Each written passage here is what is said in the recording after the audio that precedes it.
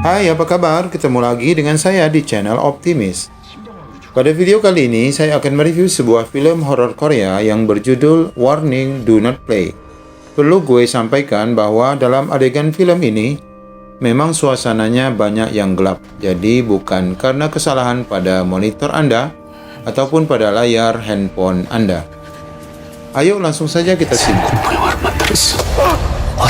Film ini diawali dengan adegan seorang wanita cantik bernama Mi Jung yang duduk di bangku sebuah bioskop. Melihat cara duduknya, sepertinya ia tidak menikmati film yang sedang diputar.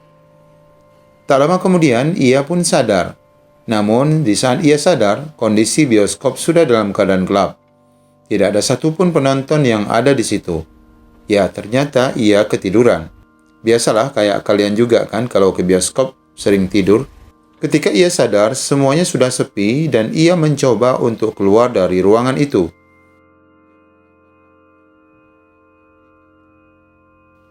Ia menggunakan lampu handphone yang ia miliki. Tentu saja, semua pintu pun sudah terkunci. Lalu ia mulai mendengar sesuatu yang aneh dari dalam gedung bioskop. Karena penasaran, ia pun mulai mendekat. Berani amat sih. Ia melihat satu sosok wanita yang sedang berdiri di dalam kegelapan. Dasar anak YouTuber, ataupun mungkin dia lagi iseng, diambilnya dengan handphone. Namun ia terkejut dengan hasil tangkapan jepretannya, ataupun videonya.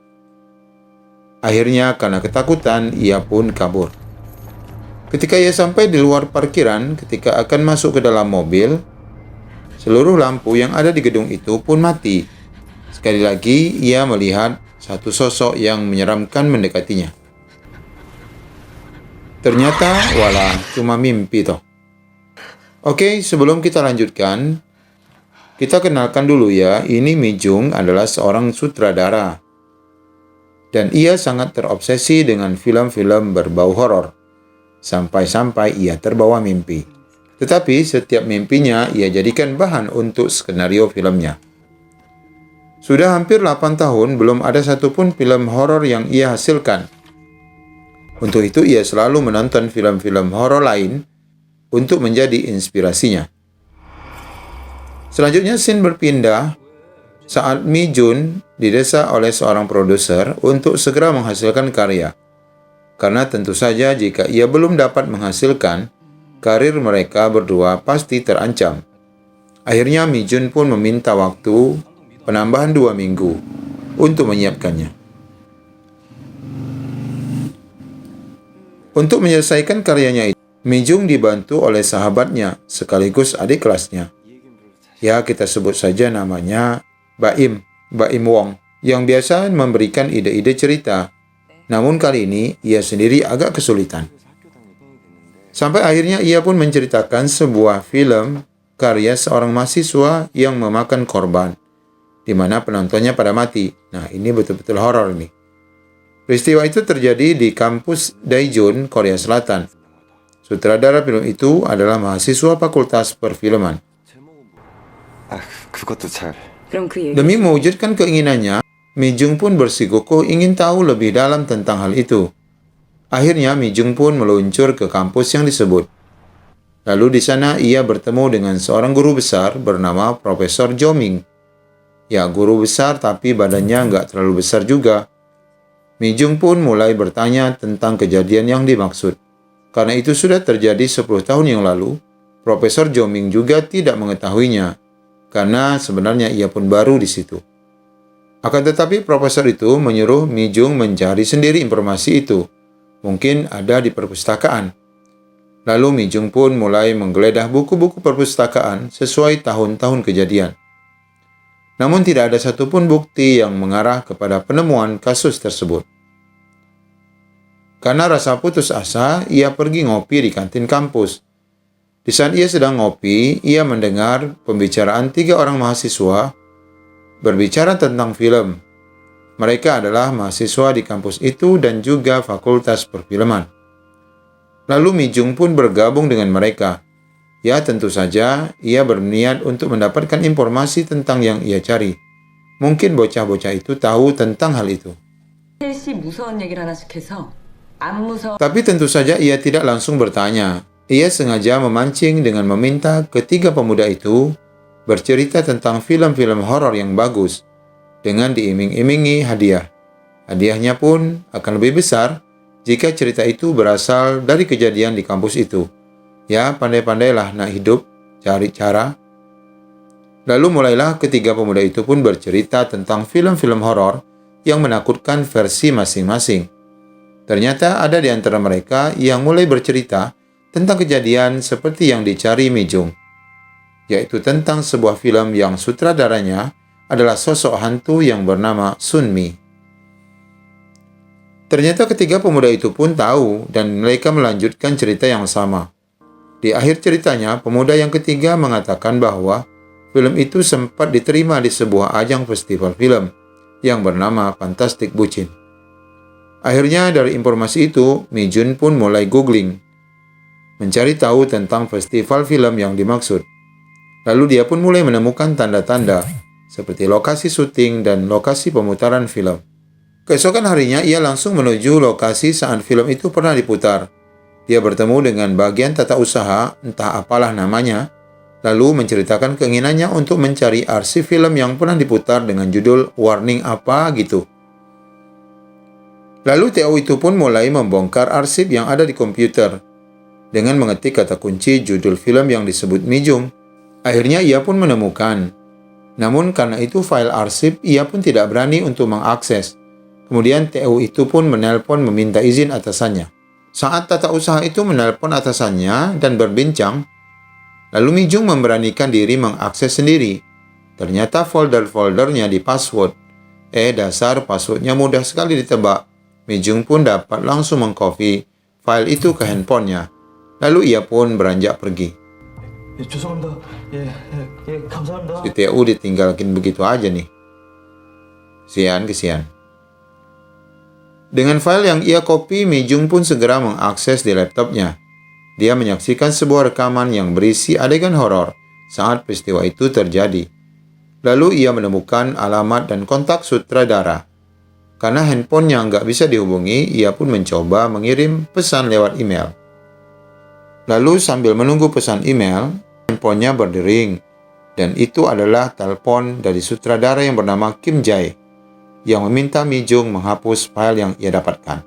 Tentu saja, sutradara Kim Jae adalah sutradara yang memproduksi film yang dimaksud. Lalu Mi Jung pun berjanji akan menghapus dengan syarat mereka harus ketemuan. Akhirnya mereka pun ketemuan. Mi Jung melihat Kim Jae seperti orang yang ketakutan. Lagi-lagi, Kim Jae mendesak Mi Jung untuk menghapus file yang ia dapatkan. Lalu Mi Jung pun memberi handphonenya kepada Kim Jae agar ia menghapusnya sendiri.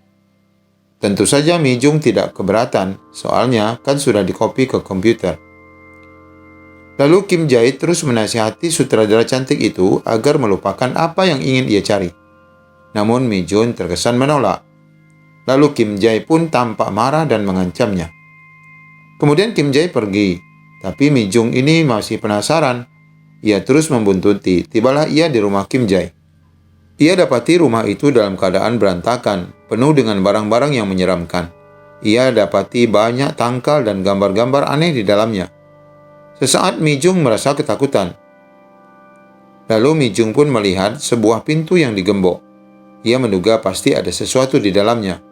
Dan ia pun memulai masuk, dan ia menemukan sebuah kotak yang kosong. Ternyata Mi Jung mencari kaset video rekaman yang ternyata ada di samping kasur tersebut. Lalu ia pun mengambilnya. Tatkala hendak keluar, ternyata Kim Jae kembali ke rumah itu. Untung saja Mi Jung sempat bersembunyi di bawah kasur. Bersamaan dengan itu, Kim Jae pun terus merasakan aroma makhluk gaib di dalam rumahnya. Hal itulah yang menyebabkan Kim Jae sendiri merasa tertekan karena ia terus dihantui. Lalu Kim Jae berkeyakinan untuk mengakhiri semua itu, yakni dengan membakar makhluk itu. Kemudian Kim Jae pun meninggalkan lokasi. Akhirnya Mi Jung pun berhasil keluar. Namun belum sempat ia keluar rumah, ia pun dicegat oleh Kim. Kim berusaha merebut kaset yang dipegang Mi Jung dan berusaha menghancurkannya. Ketika Mi Jung sudah terdesak, ia berhasil memukul Kim dan melarikan diri. Tentu saja, Mi Jung belum aman sampai di situ. Saat ia berada di rumah, Mi Jung pun kedatangan tamu, yakni temannya yang bernama Pak Im Wong. Ia pun mulai mengakses laptop Mi Jung. File yang ia sembunyikan di laptop itu ternyata sudah tidak ada lagi, dan harddisknya itu sudah terformat. Mendengar hal itu, Mi Jung pun pingsan karena ia kaget. Tatkala ia mulai sadar dari pingsan, ia melihat temannya itu, yakni Pak Im Wong, berubah menjadi Kim Jae dan berusaha membunuhnya. Oh, beruntung saja, karena itu hanyalah sebuah mimpi. Setelah ia benar-benar sadar, Pak Im Wong mengatakan bahwa ia berhasil memperbaiki sebagian datanya. Proses recovery mendatangkan hasil. Mereka pun mulai memutar video-video rekaman itu. Ternyata video itu berisi rekaman pada saat Kim masih menjadi mahasiswa dan syuting sebuah film. Akhirnya malam itu Mi Jung pun sampai tertidur di tempat kerjanya. Namun tiba-tiba ia mendengar suara ketukan dan getaran di pintu kamar mandinya. Ia mulai merasakan ketakutan. Namun dia nekat memberanikan diri untuk membuka pintu itu. Ternyata tidak ada apa-apa. Di lain waktu, saat ia berada di depan komputer, hal aneh lain terjadi, di mana semua lampunya pun mati. Ia hanya mengandalkan lampu senter handphonenya. Seperti kejadian sebelumnya, ia kembali melihat pergerakan di pintu kamar mandinya. Lalu ia diperlihatkan kejadian aneh, yakni sebuah pisau. Itulah pisau yang sebenarnya menyebabkan Sun Mi mati. Sun Mi itu adalah wanita yang diceritakan menjadi hantu yang memproduksi film. Karena suasananya semakin mencekam, ia berusaha untuk keluar rumah. Namun mendadak pintunya terkunci. Hal ini persis seperti terjadi dalam sebuah mimpinya. Bunyi dan penampakan aneh pun mulai terjadi. Beruntung saja semuanya pun hilang bersamaan dengan bunyi suara petir. Coba kalian perhatikan, di tangan Sun Mi ada goresan pisau. Sekarang goresan itu ada di tangan Mi Jung. Kalian paham maksudnya? Sepertinya Mi Jung pun mulai kerasukan hantu Sun Mi. Ia mulai lupa dengan rekannya yang membantunya. Ia bertanya kapan mereka pertama kali kenal. Aneh. Pada kesempatan lain, Mi Jung pun menonton setiap file video yang berhasil ia dapatkan, yakni saat Kim melakukan syuting di ruangan bioskop tua, di mana disitulah terjadi kejadian mengerikan. Dalam video itu ditampakkan beberapa kejadian aneh, seperti jatuhnya frame gambar di mana di sana terdapat foto Sun Mi.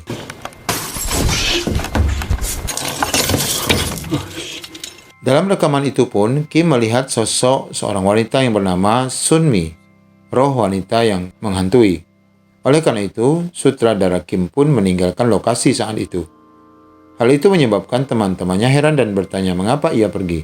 Tentu saja, ia sudah ketakutan. Itulah sebabnya mengapa ia menjadi orang yang selamat, sedangkan teman-temannya semuanya mati. Karena penasaran, Mi Jung pun mencoba menuju lokasi bioskop tua itu. Di saat Mi Jung pergi, temannya, yakni Pak Im Wong, datang ke rumahnya. Dan ia mendapati file recovery-nya berhasil diselamatkan lagi. Dan satu file itu pun ia putar. Dan dalam video yang ini pun ditampakkan suasana lain di dalam bioskop, di mana syuting terjadi. Seluruh kejadian direkam melalui kamera yang memang diletakkan di sana. Kemudian kejadian aneh pun mulai terjadi. Tiba-tiba lampu di dalam ruangan itu pun mati total. Lalu mereka mendengar suara teriakan. Dan ternyata salah seorang kru tewas. Mengetahui hal itu, Kim pun kembali lari. Di sisi lain, Mi Jung pun sampai ke lokasi bioskop. Lalu ia seolah-olah diperlihatkan suasana kejadian seperti nyata.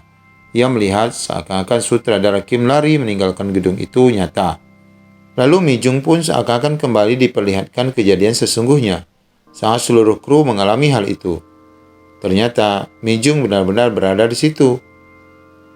Produser film itu pun melihat kehadiran Mi Jung. Mi Jung pun heran bagaimana produser itu bisa melihatnya. Ya, gue kasih tahu ya, itu terjadi karena roh Sun Mi sebenarnya sudah mulai menguasai Mi Jung. Makanya ia seakan-akan melihat kejadian tersebut. Lalu ia pun menyaksikan bagaimana produser itu mati. Ia juga ditampakkan kejadian yang menimpa kru yang lain. Dan semua adegan itu pun ia rekam. Untuk kesekian kalinya, karena ketakutan, ia pun berusaha keluar. Dan belum sempat ia keluar, ia bertemu lagi dengan Kim. Tapi Kim di masa kini. karena Kim yang terjadi dalam rekaman tadi kan melarikan diri. Parahnya, Kim menduga Mi Jung adalah jelmaan hantu Sunmi. Sebenarnya sih iya, tapi belum total lah gitu. Lalu ia berniat untuk membunuh Mi Jung. Karena ia tahu roh tidak bisa mati dibunuh dengan senjata, maka dia berusaha untuk membakarnya. Saat itu Mi Jung memberitahu bahwa ia bukan Sunmi, tapi Kim tidak percaya dan ia terus mengoceh. Tanpa disadari, Kim mengakui bahwa rekaman kematian teman-temannya itu dia edit kembali, dan itulah yang diputar di bioskop. Itulah sebabnya ia pun merasa bersalah. Kim Jae pun menyiram bensin ke tubuhnya, namun saat ia hendak membakar, sosok Sunmi yang sesungguhnya pun hadir. Lalu ia pun menggantung Kim. Semua ini oleh Ming dan semua ini oleh Mi Jung pun divideokan. Lalu kini Mi Jung sendiri mengalami. Ia diserang dan dicelakai oleh Sunmi. Nah, di sini gue agak mulai bingung ya. Akhirnya ia dapat membunuh roh Sunmi dengan api suar yang ada di situ. Semua adegan yang ia alami akhirnya dijadikan bahan filmnya. Kini Mi Jung pula mengedit video dan menjadikan semua kejadian itu menjadi sebuah film. Tapi kalian tahu kan sebenarnya yang menjadi Mi Jung itu adalah Sunmi. Sebenarnya Mi Jung yang asli masih berada di bioskop tempat kejadian. Hal itu disadari saat temannya Baim Wong mencoba menghubungi Mi Jung dan ia memberitahukan bahwa ada Mi Jung yang lain di bioskop, di mana filmnya sedang diputar. Akhirnya kini benar bahwa sutradara film tersebut adalah roh daripada Sunmi. Lihat saja di tangannya kini ada bekas goresan, yang itu adalah bekas goresan Sunmi saat ia membunuh diri. Dan filmnya pun berakhir. Ya, sedikit membagongkan ya. Oke, kita akan ketemu lagi dengan review film-film menarik lainnya. Jaga diri kalian. Wassalamualaikum warahmatullahi wabarakatuh.